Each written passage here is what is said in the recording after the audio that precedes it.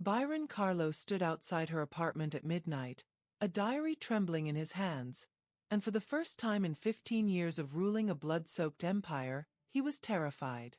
Not of bullets. Not of betrayal. But of being too late. Inside those pages, his secretary had written her last words. Farewell notes to everyone she'd ever loved. And tucked between the goodbyes was a confession that shattered him. His empire had destroyed her. Crushed her. Driven her to the edge. He raised his fist and knocked. What he didn't know. He was the reason she wanted to disappear. Sometimes the smallest gesture, a knock on a door, a moment of attention, a single question asked, can pull someone back from the edge. One act of care can save a life. Welcome, welcome, welcome. Your support means everything to this channel. Do me a favor. Comment below with your city and the current time where you are. It helps us understand our amazing community better. The hallway smelled of mildew and regret. Byron Carlo had walked through war zones, boardrooms soaked in blood money, and back alleys where mercy went to die.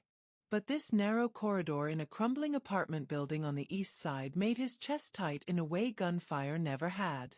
He looked down at the diary in his hand. Small, leather-bound, worn at the edges. He'd found it 2 hours ago on Scythian Evans' desk after she'd left the office early, claiming a headache. He'd only opened it to find an address, maybe a phone number, some way to return it before morning. Instead, he'd found her last words. To anyone who finds this, I'm sorry. I tried. I really did. The ink had smudged in places. Tear-stained. Byron's jaw clenched. He raised his fist and knocked. Silence. He knocked again. Harder this time. Scythian. Open the door. His voice came out rougher than he intended, laced with something he didn't recognize. Panic, maybe. He wasn't used to panic. Inside, he heard movement. A shuffle. A pause. Then her voice, small and cautious. Mr. Carlo? Open the door. It's late. I'll bring the diary tomorrow. I'm sorry I forgot it. Scythian. He pressed his palm flat against the wood, leaning in. I read it. The silence that followed was suffocating. He heard the chain rattle. The deadbolt slide. The door cracked open just enough for him to see half her face. Pale eyes red-rimmed, hair pulled into a messy knot. She looked like she hadn't slept in days. She looked like someone who'd already said goodbye. You? Read it. Her voice broke on the last word. Byron pushed the door open gently but firmly, stepping inside before she could stop him. The apartment was tiny, barely larger than his walk-in closet. A single window overlooking a fire escape. A futon with a blanket bunched at one end. A kitchenette with 2 mugs in the sink. And on the small table by the window, a bottle of pills. Unopened. Waiting. His blood ran cold. Scythian followed his gaze and moved quickly, snatching the bottle and shoving it into a drawer. You shouldn't be here. Neither should those. He nodded toward the drawer, his voice low, steady. Tell me I'm wrong. She wrapped her arms around herself, refusing to meet his eyes. It's none of your business. You work for me. I worked for you. Past tense. Her laugh was bitter. Hollow. I was going to send my resignation tomorrow. Well, she gestured vaguely at nothing. I was going to send it. Byron held up the diary. This isn't a resignation letter, Scythian. This is a suicide note. The word landed like a slap. She flinched, stepping back until her shoulders hit the wall. Don't, she whispered. Don't say it like that. Then what do I call it? He moved closer, not threatening, but deliberate. You wrote goodbyes to your mother. To your landlord. To the coffee shop owner downstairs who you said always smiled at you. His throat tightened. You wrote one to me. Her eyes filled, brimming over. I didn't think you'd read it. I didn't think you'd care. Well, I did. And I do. He set the diary down on the table, his hands flexing at his sides. So now you're going to tell me why you thought disappearing was the only option left. Scythian shook her head, swiping at her face with the back of her hand. You don't understand. Then make me. I can't. The words burst out of her, raw and desperate. You can't fix this, Mr. Carlo. No one can. I owe people. Dangerous people. People who don't take no for an answer. And I'm out of time. Byron went still. What people? She hesitated, her fingers twisting together. It doesn't matter. Scythian. His voice dropped, deadly calm. What? People. Loan sharks, she whispered. Connected to your world. I didn't know when I borrowed the money. I was just trying to pay for my mom's surgery, and the hospital wouldn't wait, and her voice cracked. I thought I could pay it back. But the interest, the threats, they came to my apartment last week. They said if I didn't have the money by Friday, they'd. She didn't finish. She didn't have to. Byron's hands curled into fists. A cold, lethal rage settled over him. Not at her, but at the faceless vultures who'd circled her, who'd driven her to this. Who do they work for? He asked quietly. I don't know names. Just a man named Sal. He has a tattoo on his neck. A snake. Byron knew exactly who she meant. Salvatore Griego. A mid-level enforcer who ran an illegal lending operation on the side. Technically under Byron's territory, though Byron had never sanctioned it. Which meant Sal had been operating without permission. Which meant he was about to have a very bad week. Byron exhaled slowly, forcing his rage down, locking it away. Right now, Scythian didn't need the monster. She needed the man. How much do you owe? 40,000. She said it like it was a death sentence. To him it was pocket change. Consider it paid. Her head snapped up. What? I'll handle it. Sal won't come near you again. No. She stepped forward, shaking her head frantically. No, you can't. I can't let you do that. I can't owe you. You don't owe me anything. Yes, I do. Her voice rose, breaking. That's how this works. That's how it always works. Someone helps and then they own you and I can't. I won't. Byron closed the distance between them in 2 strides, gripping her gently by the shoulders. She froze, her breath hitching. Look at me, he said. Slowly, reluctantly, she lifted her eyes to his. You don't owe me a damn thing, he said, his voice rough but sincere. Not money. Not loyalty. Not your life. Do you understand?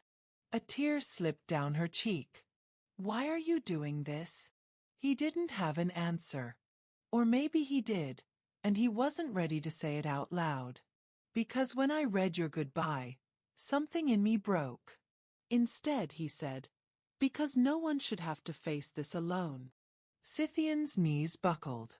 Byron caught her, lowering her gently to sit on the edge of the futon. She buried her face in her hands, shoulders shaking with silent sobs. Byron crouched in front of her, waiting.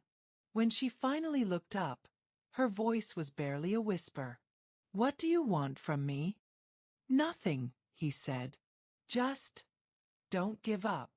Not yet. She stared at him for a long moment, searching his face for the lie, the angle, the trap. She didn't find one. If someone knocked on your door in your darkest moment, what would you want them to say? Drop your thoughts below.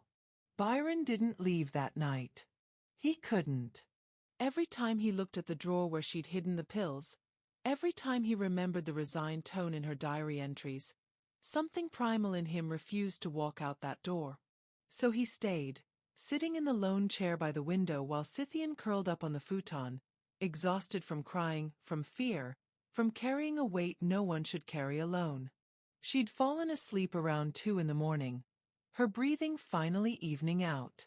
Byron watched the rise and fall of her shoulders, the way her fingers still clutched the edge of the blanket like she was afraid to let go. He pulled out his phone and made 3 calls. The first was to his head of security. Find Salvatore Griego. Bring him to the warehouse. Alive. The second was to his accountant. Wire 40,000 to my personal account. I'll send you the details in the morning. The third was to his second-in-command, a man named Kieran who'd been with him since the beginning. I need you to look into someone. Scythian Evan. Everything. Medical records, family history, financial statements. I want to know how she ended up in Sal's crosshairs. Kieran's voice was careful. Boss, she's your secretary. You've worked with her for 8 months. You don't know. I know she's punctual. Professional. Makes perfect coffee. Byron's jaw tightened. I don't know a damn thing that matters. There was a pause. I'll have it by morning. Byron hung up and leaned back in the chair, his gaze drifting to the diary still sitting on the table. He shouldn't read more. It was an invasion, a violation of trust. But he needed to understand. He picked it up, flipping past the goodbye letters to earlier entries. The handwriting was neater here, less frantic. Hopeful even. March 10th. Started working for Byron Carlo today. Everyone warned me about him. Said he's cold, ruthless, doesn't tolerate mistakes. But when I brought him his coffee this morning, he looked up and said, "Thank you, Miss Evan." Not many bosses say thank you. Maybe this won't be so bad. April 22nd. Mr. Carlo worked through lunch again. I left a sandwich on his desk. He didn't say anything, but it was gone when I came back. Small victories. June 3rd. Mom's cancer is back. Stage 3. The doctors say surgery might help, but insurance won't cover it. I don't know what I'm going to do. I can't lose her. Not as I lost Dad. Byron's chest tightened. He flipped ahead. June 30th. Borrowed the money. I know it's dangerous. I know the interest rates are insane. But what choice do I have? Mom's surgery is scheduled for next week. I'll figure out the rest later. August 15th. Sal came to the office today. Waited outside. When I left, he followed me to the subway. Told me I was late on a payment. I wasn't. I paid last week. He said the terms changed. The interest doubled. I don't understand how this is legal. I don't think it is. September 8th. I'm so tired. I pick up extra shifts, skip meals, sell anything I can. It's never enough. Sal's messages are getting darker. He knows where I live, where I work. He said if I don't pay by the end of the month, he'll make an example of me. I don't know what that means. I don't want to know. Byron stopped reading. His hands were shaking, not from fear, but from rage so white-hot it burned through his veins like acid. Sal had been extorting her, changing terms, terrorizing her, under Byron's nose, in Byron's city. He set the diary down carefully, as if it might shatter, and stood. He walked to the window, staring out at the dark streets below. This city was his kingdom. He'd built it brick by bloody brick, and he'd made damn sure people knew the rules. You didn't prey on the innocent. You didn't shake down working women trying to save their mothers. You didn't operate without permission. Sal had broken all 3. Byron pulled out his phone again and typed a message to Kieran. When you find him, don't be gentle. He hit send and pocketed the phone, turning back to look at Scythian. She stirred in her sleep, a small whimper escaping her lips. Even unconscious, she wasn't at peace. He crossed the room quietly and crouched beside the futon, studying her face in the dim light. She had a small scar above her left eyebrow. He'd never noticed it before. Freckles across her nose. Dark circles under her eyes that makeup usually hid. How had he never seen her? For 8 months, she'd brought him coffee, organized his files, answered his calls, kept his chaotic empire running smoothly. She'd been a fixture in his life, essential but invisible, a shadow he took for granted. And all that time, she'd been drowning. I'm sorry, he whispered, though she couldn't hear him. I should have seen it. Scythian's eyes fluttered open. She blinked, disoriented, then focused on him. Mr. Carlo? Byron, he said quietly. Just Byron. She sat up slowly, rubbing her eyes. You're still here. I told you I'd handle it. I meant it. You didn't have to stay. Yes, he said, his voice firm. I did. She pulled the blanket tighter around herself, looking small and fragile in the gray pre-dawn light. Why? It was the second time she'd asked. This time, Byron didn't deflect. Because I read what you wrote about me. Her face flushed. Oh God. I'm sorry. That was. You said I was the only person who made you feel like you mattered. He paused, his throat tight. You said that even when everything else was falling apart, coming to work and seeing me made you believe you could survive one more day. Scythian looked away, her voice barely audible. I shouldn't have written that. Why not? Because it's pathetic. You're my boss. You don't even know me. I want to. The words hung in the air between them, loaded with something neither of them was ready to name. Scythian's eyes snapped back to his, wide and uncertain. What? Byron stood, running a hand through his hair. This wasn't his territory. He knew how to negotiate deals, eliminate threats, command loyalty through fear. He didn't know how to do this. But he was trying. I want to know you, he repeated. The real you. Not just the version that brings me coffee and files reports. He hesitated. If you'll let me. She stared at him like he'd just spoken a foreign language. I don't understand. Neither do I, he admitted, a wry smile tugging at his lips. But I'm not leaving until I do. Scythian's breath hitched. For a moment, she looked like she might cry again. Then she did something he didn't expect. She laughed. It was soft, broken, but real. You're insane, she said.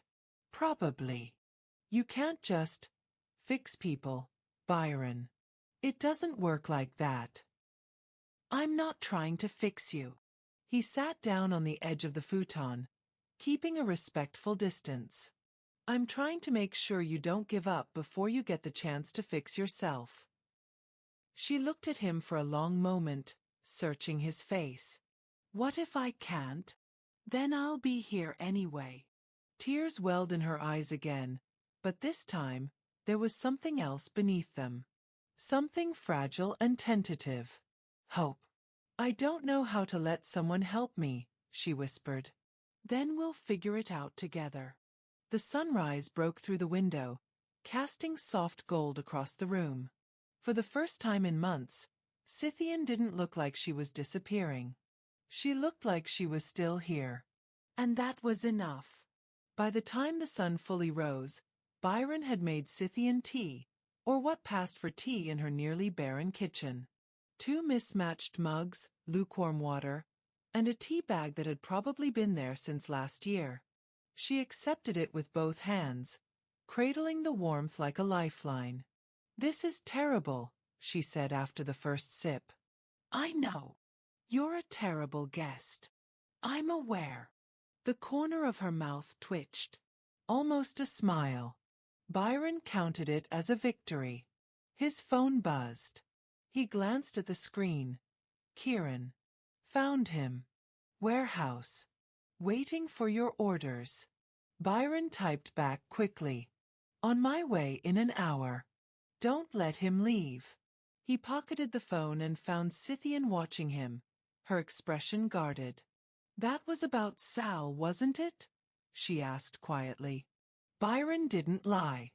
Yes. What are you going to do to him?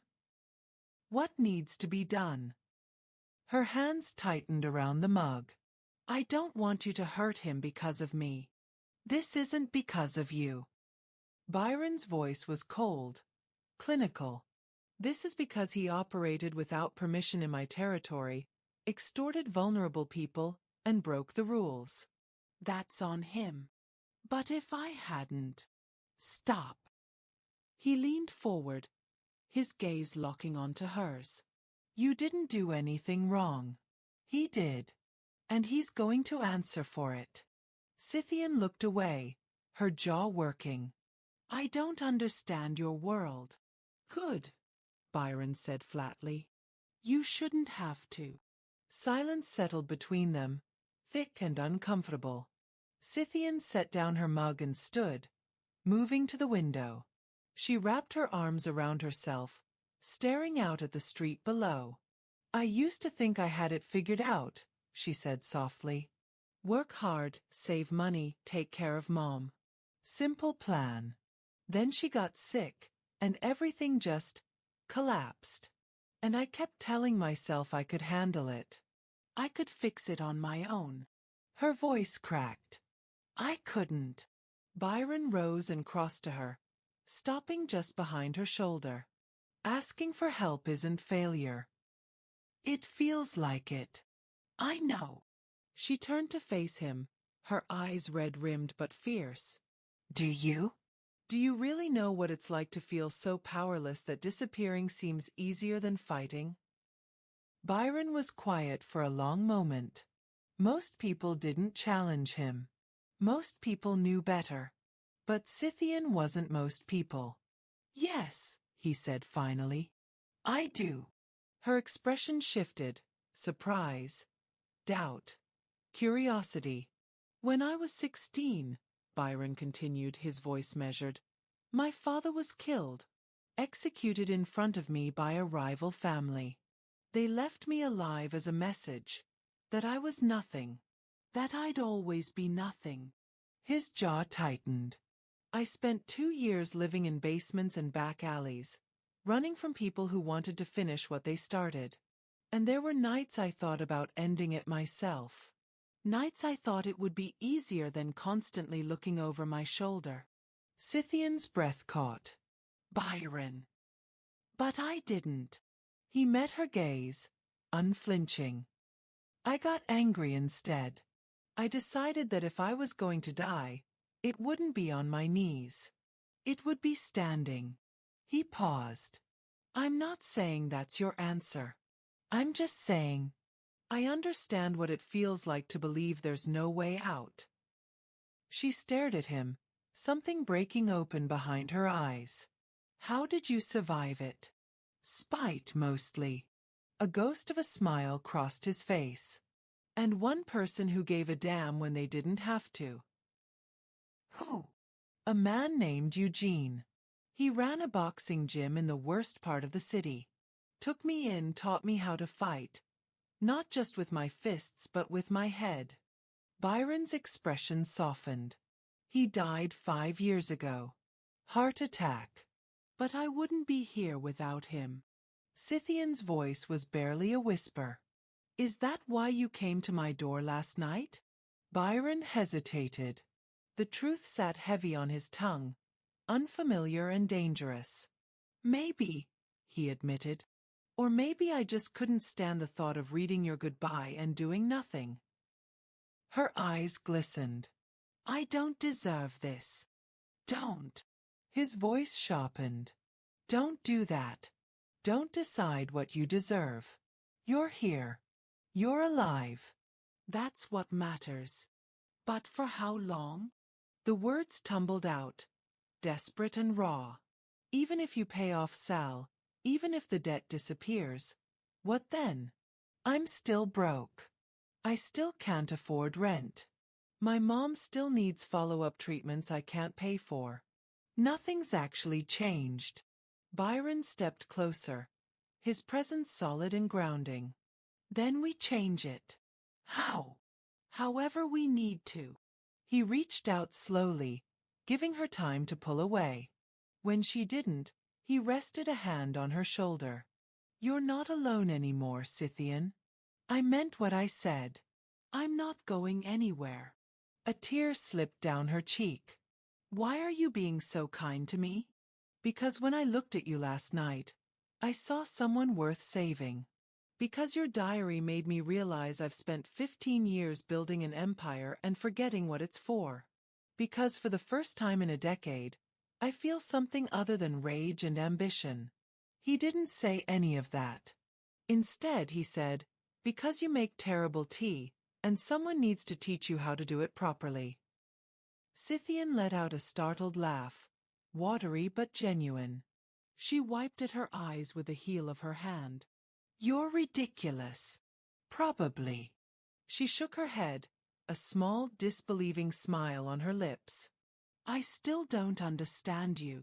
Good. Keeps things interesting. His phone buzzed again. Kieran, impatient.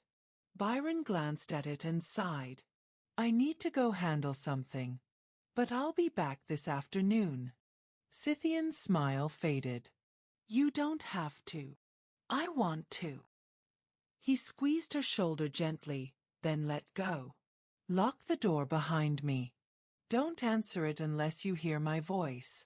Understood. She nodded slowly, uncertainty flickering across her face. Byron moved toward the door, then paused, glancing back. Scythian. Yeah. Throw out the pills. Her breath hitched. For a moment, she looked like she might argue. Then she crossed to the drawer, pulled out the bottle, and held it up. Okay, she whispered. Byron nodded once, then stepped into the hallway. As the door clicked shut behind him, he heard the faint sound of a bottle dropping into the trash. It was a small thing, but it was something. 3 hours later. The warehouse. Salvatore Griego was a wiry man with a snake tattoo coiling up his neck and a mouth that ran faster than his brain. Right now that mouth was bleeding. Byron stood over him, hands in his pockets, his expression carved from stone. Kieran leaned against the wall nearby, arms crossed, silent. I swear, Mr. Carlo, I didn't know she worked for you. You didn't care, Byron corrected, his voice quiet and lethal. You saw an easy target and you bled her dry. It's just business. Business. Byron crouched down, meeting Sal's terrified gaze. Let me explain business to you. You operate in my city. You follow my rules. Rule 1. You don't touch civilians who aren't in the game. Rule 2. You don't run operations without clearance. Rule 3. You don't make me look bad. He tilted his head. You broke all 3. Sal swallowed hard, blood dripping from his split lip. I'll make it right. I'll forgive the debt. You'll do more than that. Byron stood, pulling an envelope from his jacket. He dropped it on the floor in front of Sal. Inside is $40,000. You're going to take it, close her account, and disappear from this city.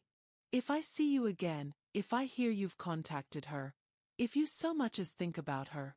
He leaned in close.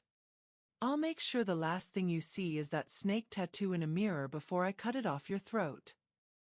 Sal's face went white. Byron straightened, adjusting his cuffs.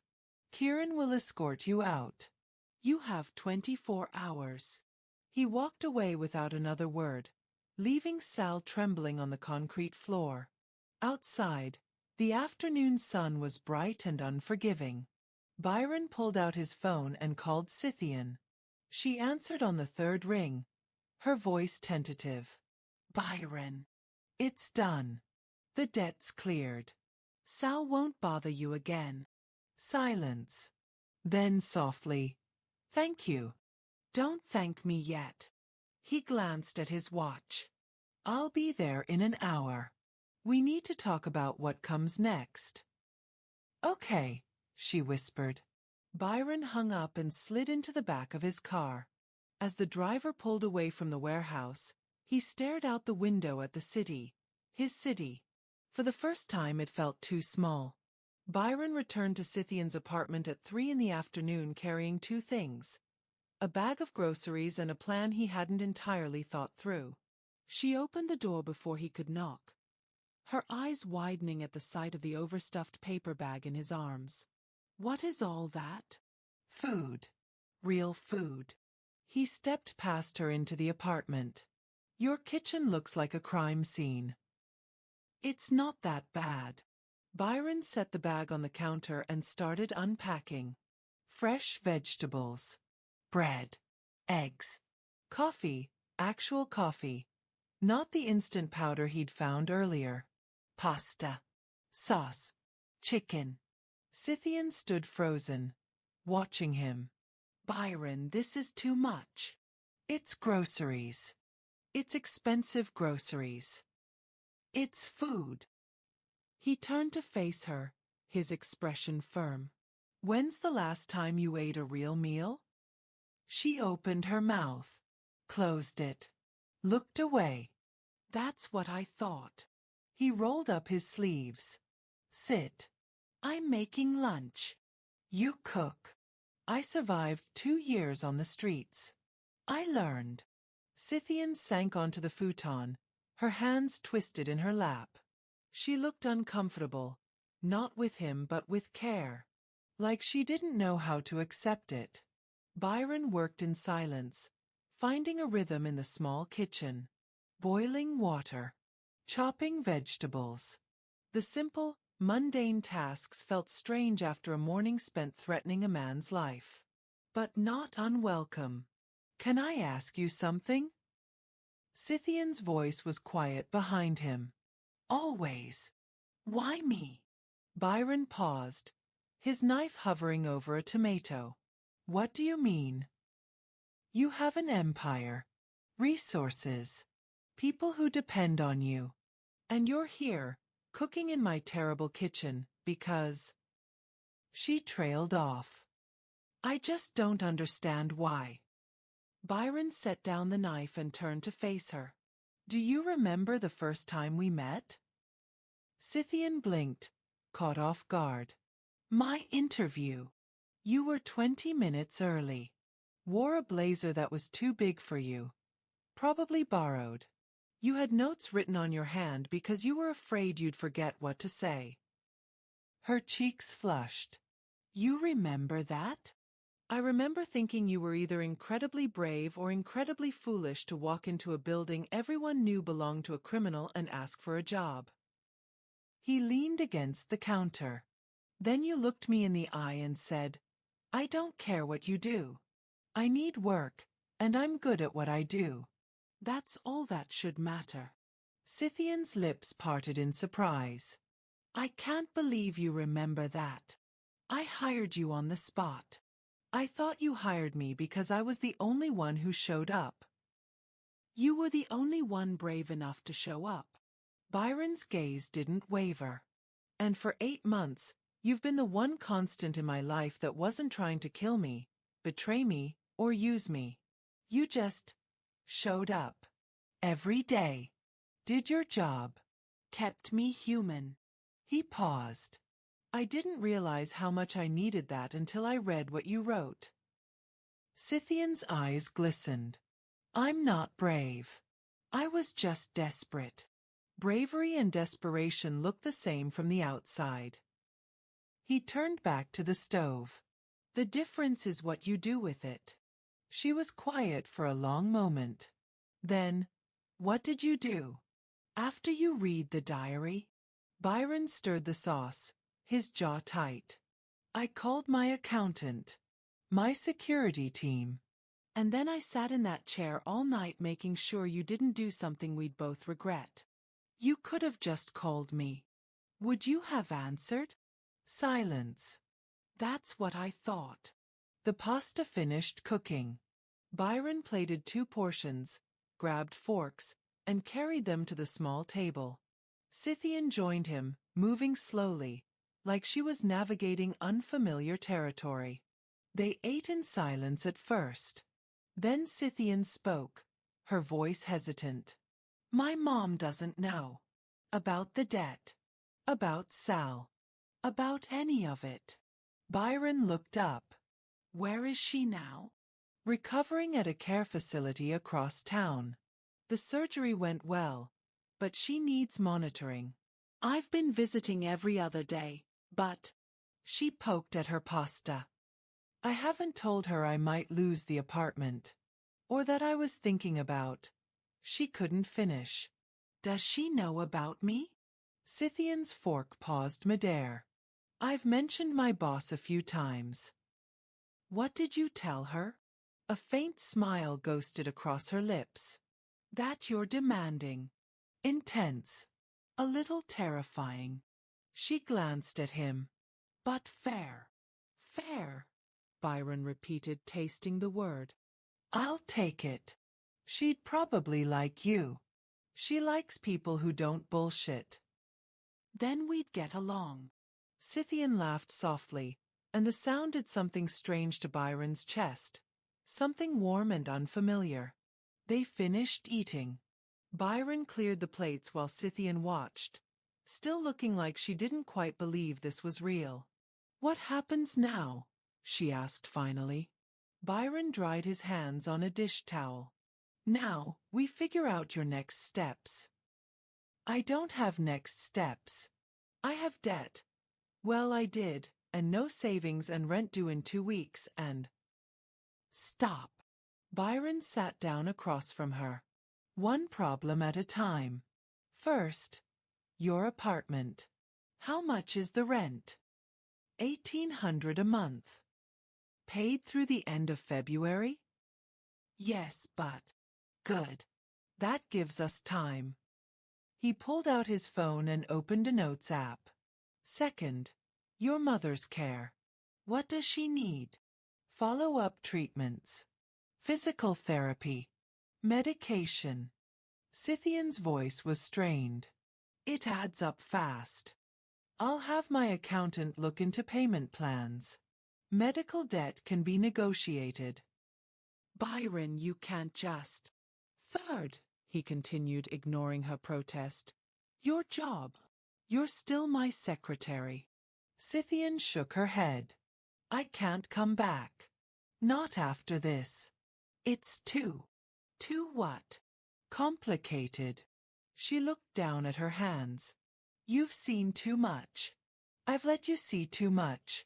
I can't just go back to bringing you coffee and pretending this didn't happen. Then don't pretend. Byron leaned forward. Come back because you're good at what you do. Because I need you. Because you need the income. I need the income, but I don't need pity. This isn't pity. His voice was firm. This is me refusing to lose the best assistant I've ever had because I was too blind to notice she was struggling. Scythian's throat worked. What if I can't do it? What if I walk in there and everyone can see? See what? That you're human? Byron's gaze softened. Scythian, no one else knows. And no one else needs to. This stays between us. Why would you protect me like that? Because I'm starting to realize you matter more than the empire I built. Because when I thought I'd lost you, something in me broke that I didn't know could break. Because you make me want to be more than the monster everyone thinks I am. He didn't say any of that. Instead, he said, because you do the same for me. Scythian stared at him, her eyes searching his face for the lie she wouldn't find. I don't know if I would, she whispered. I don't know if I'm that strong. You are. Byron reached across the table, his hand stopping just short of hers. You've been surviving alone for months. Imagine what you could do with someone in your corner. Her hand moved, slowly, until her fingers brushed his. It was the smallest contact. Barely anything. But it felt like a promise. Okay, she breathed. I'll come back. But on one condition. Name it. You have to let me pay you back. Somehow. Even if it takes years. Byron wanted to argue. Wanted to tell her the money meant nothing. That she owed him nothing. But he understood pride. He understood the need to stand on your own. Deal, he said. But you're paying me back in coffee. Good coffee. A genuine smile broke across her face. Small, fragile, but real. I can do that. Byron squeezed her hand once, then let go. He stood, grabbing his jacket from the chair. I have meetings tonight. But I'll pick you up tomorrow morning. 8 sharp. Byron. He turned back. Thank you, she said softly, for knocking on my door. His throat tightened. Thank you for opening it. When was the last time someone showed up for you when you needed it most? Share your story below. We all need reminders that we're not alone. Byron picked Scythian up at 8 sharp the next morning. She wore the same blazer from her interview. Still too big, still borrowed, but her shoulders were straighter. Her eyes, though tired, held something new. Determination. The office was the same as always. Sleek, cold, efficient. But when Scythian walked through the glass doors beside Byron, the air shifted. Heads turned. Whispers started. Byron's jaw tightened. He stopped at the reception desk. Spread the word, he said, his voice carrying. Anyone who has a problem with Miss Evans' return can bring it directly to me. Silence fell like a hammer. No one spoke. No one moved. Byron guided Scythian to her desk outside his office. Business as usual, he murmured. You've got this. She nodded, settling into her chair. Her hands trembled slightly as she logged into her computer, but she hid it well.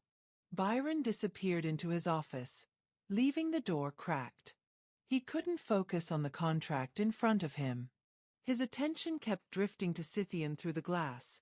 The way she answered calls, organized files, existed in a world that had nearly swallowed her whole. By lunch, Kieran appeared in the doorway, arms crossed. We need to talk. Byron gestured him in. Kieran closed the door and dropped a folder on the desk. Scythian Evans background check.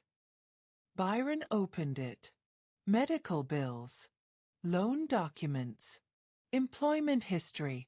And then, a photograph. A younger Scythian, maybe 16, standing beside a man in a hospital bed. Her father. Her dad worked for the Rossini family, Kieran said quietly. Low-level courier.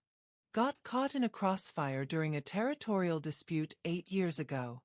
Died 2 days later. Byron's blood went cold. The Rossini dispute. That was your first major move as boss. You took their South Side territory. Kieran's expression was unreadable. The hit that killed her father? It was retaliation. They were aiming for your guys. He was collateral damage. The folder slipped from Byron's hands. His empire had killed her father. Does she know? Byron's voice was barely audible. I don't think so. The news reported it as gang violence. No names. Her father was just another casualty. Byron pressed his palms flat against the desk, his mind racing. All this time, he'd been trying to save her, and he was the reason she needed saving in the first place. Boss, what do you want to do? Byron's jaw worked. Nothing. She doesn't need to know. And if she finds out? She won't. For 2 weeks, Byron and Scythian fell into a rhythm. He drove her to work. She made perfect coffee. They shared quiet lunches in his office. Takeout, usually, with conversation that stayed carefully surface level. But beneath it all, Byron was drowning. Every time he looked at her, he saw the photograph. Her teenage face, grief-stricken, standing beside her dying father. A father his war had killed. Scythian noticed the change. Of course she did. "You've been distant," she said one afternoon, setting his coffee down. "Did I do something wrong?" "No." The lie tasted like ash. "Just business." She didn't believe him. He could see it in the way her brow furrowed, the way her fingers lingered on the desk. "Byron, if something's bothering you, it's handled." His voice came out harsher than intended. Scythian flinched. She stepped back, her expression shuddering. "Okay. I'll be at my desk." The door closed behind her. Byron dropped his head into his hands. "Tell her. She deserves to know. She'll hate you. She'll leave. She deserves the truth." That night, he found himself standing outside her apartment again. But this time, he didn't knock. He couldn't. The truth came out the worst possible way. Scythian was filing documents in Byron's office when she found it. A folder marked Rossini conflict, casualty reports. She shouldn't have opened it. But she did. And there, on page 12, was her father's name. Daniel Evan. Age 42. Courier for Rossini family. Killed in crossfire during territorial dispute initiated by Byron Carlo. The folder slipped from her hands, pages scattering across the floor. Byron walked in to find her on her knees, trembling, staring at the report. "Scythian. You killed him." Her voice was hollow, broken. "You killed my father." "It wasn't like that. It says your name." She stood, holding the paper like a weapon. "Right here. Byron Carlo initiated the conflict. My dad died because of you. I didn't know he was there. I didn't know. You didn't care." Tears streamed down her face. "You took territory, and people died, and you didn't care who they were because they didn't matter to you." Byron stepped forward, his hands raised. "Scythian, please. Don't." She backed away, shaking her head. "Don't come near me." All this time, the groceries, the money, the kindness, it was guilt. "You were trying to fix what you broke." "That's not true." "Then what is it? Why did you really come to my door that night? Because you cared? Or because you couldn't live with yourself?" Byron's jaw clenched. "Both." The admission hung between them like a blade. Scythian's face crumpled. "I trusted you. I let you in. And you knew. You knew this whole time and you didn't tell me. I was trying to protect you." "From what?" "The truth." Her laugh was bitter, destroyed. "You don't get to decide what I can handle, Byron. You're not my savior. You're the reason I needed saving." Byron felt something inside him crack. "I know. I know what I did. And I'll spend the rest of my life trying to make it right." "You can't." Scythian's voice broke. "You can't bring him back. You can't undo what happened. And you can't fix me." She grabbed her bag and pushed past him. "Scythian, wait. I quit." The door slammed behind her. Byron stood alone in his office, surrounded by scattered papers and the wreckage of something he'd barely begun to understand. 3 days. Byron gave her 3 days. He didn't call, didn't knock on her door, didn't send flowers or apologies or money. He gave her space, even though it killed him. But on the 4th day, he went to the care facility where her mother was recovering. The nurse tried to stop him. "Family only." I'm a friend of her daughter's. The nurse's expression softened. Room 304.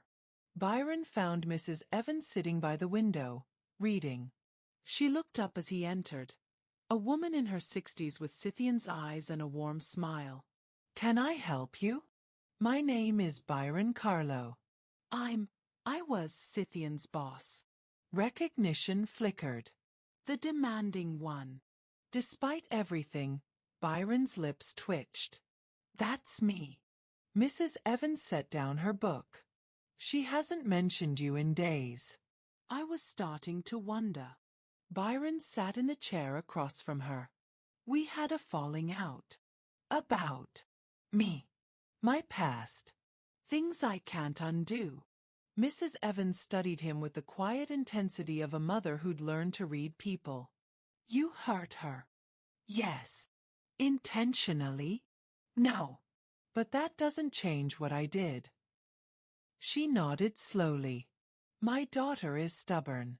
Gets it from her father. Her expression softened with old grief. He was a good man who made bad choices because he was desperate. Got involved with people he shouldn't have. It got him killed.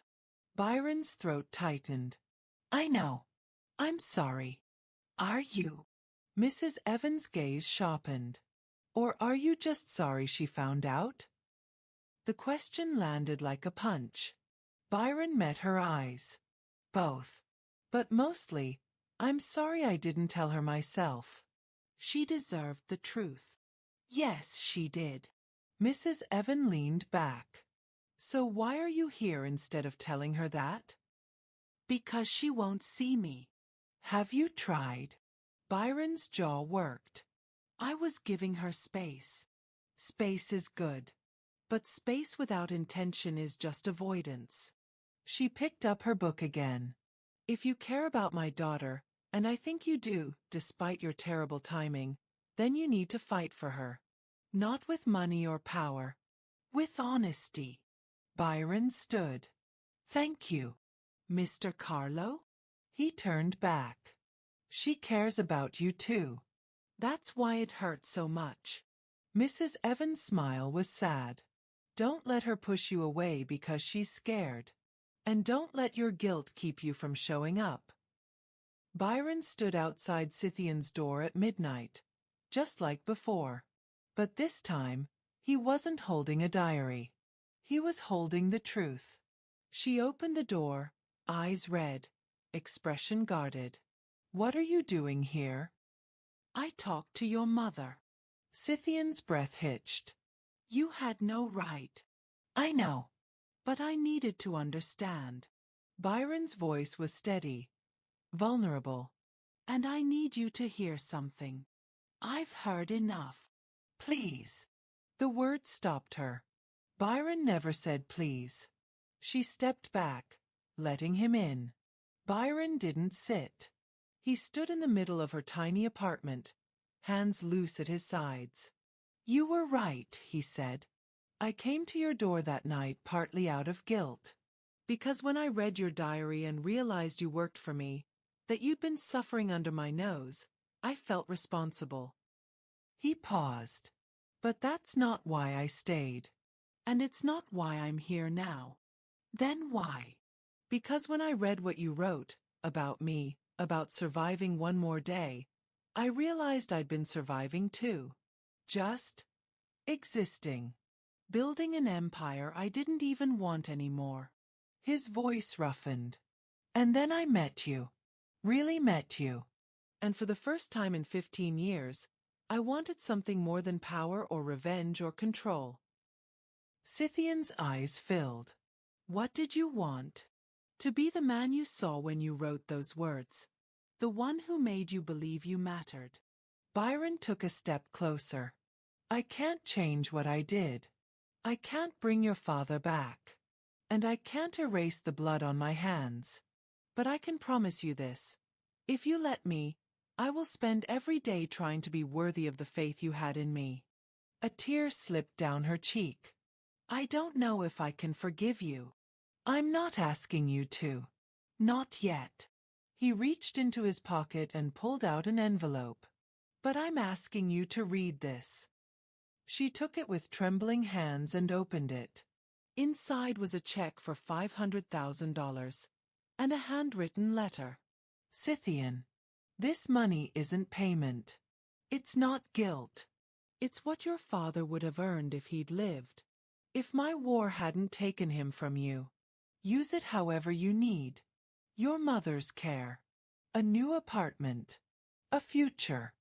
I don't expect forgiveness. I don't expect anything.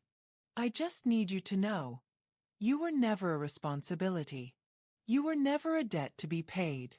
You were the first person in 15 years who made me remember what it feels like to be human. And I'll be grateful for that, even if you never speak to me again. Byron. Scythian's hands shook as she read. When she looked up, her face was streaked with tears. Why? She whispered. After everything, why would you do this? Byron's eyes burned. Because one act of care can save a life. You taught me that. She broke. Scythian collapsed forward, and Byron caught her, pulling her close as she sobbed into his chest. He held her tight, one hand cradling the back of her head, the other wrapped around her shaking shoulders. I'm so angry at you, she choked out. I know. But I don't want to be alone anymore. You're not. I promise you're not. They stood like that. Two broken people holding each other together in a tiny apartment that had almost been a tomb. Eventually, Scythian pulled back, wiping her eyes. I don't know what happens now. Neither do I. Byron's thumb brushed away a remaining tear. But we'll figure it out. Together. If you'll let me. She looked at him for a long moment. This man who destroyed her past and saved her future, who was both her greatest pain and her unexpected grace. Okay, she whispered. Together. Byron exhaled, something loosening in his chest. Outside, dawn was breaking. Inside, two people who'd almost given up were choosing, against all odds, to try. Have you ever had to choose between holding on to anger or taking a chance on healing? What did you choose? Let us know in the comments. Your story might inspire someone else today.